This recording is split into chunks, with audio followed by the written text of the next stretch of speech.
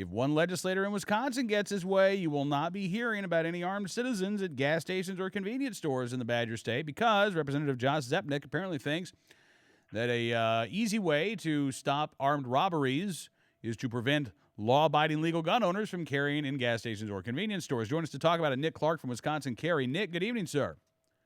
Cam, how are you? I'm great. Glad you could be with us on the program. So this is Assembly Bill 406. Representative Josh Zepnick from Milwaukee says, quote, there is a serious pattern of crime that has escalated, presumably due to tough economic times and the ease of getting in and out of a gas station for criminal activity. So clearly the thing we need to do is to prevent, again, these right-to-carry holders, law-abiding right-to-carry holders from carrying inside these places. It sounds really good on paper, doesn't it? No, it even sounds horrible on paper.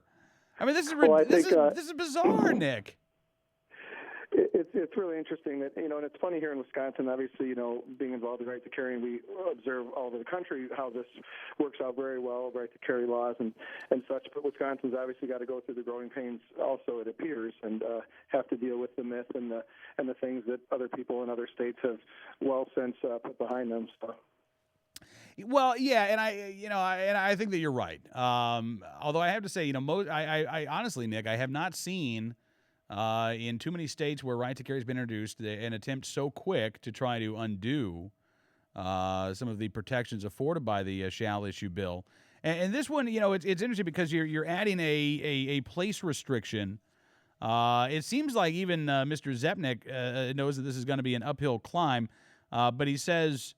This is a work in progress. He says, isolating one form of business for certain protection is not easy from a legislation standpoint. All I can do is keep trying.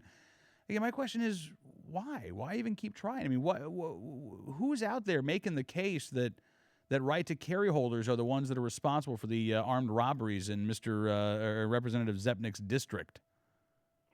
Yeah, and I mean, I think you're kind of on the right track. The NRA did such a great job on the shall issue bill here in Wisconsin.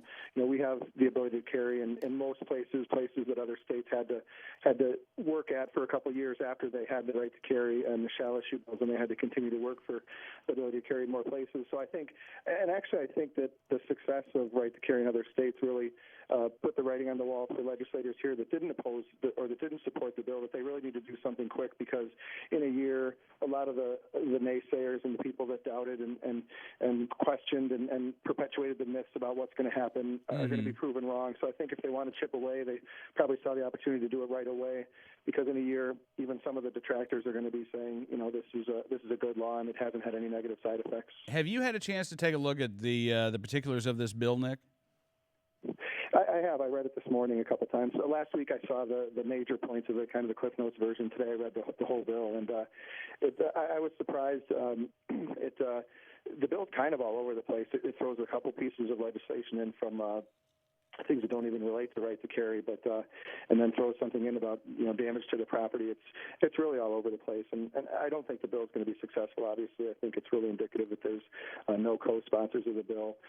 Right to carry, the Shall Issue Law Act 35 passed with bipartisan support here in Wisconsin. So, but it is interesting. You have to be eternally vigilant, and here we have more attacks on a law that the ink is barely dry on. Yeah, absolutely. Well, listen, Nick, I'm glad you could be with us on the program tonight, sir. I hope you'll keep us up to date on hopefully the lack of progress for Assembly Bill 406 there in Wisconsin.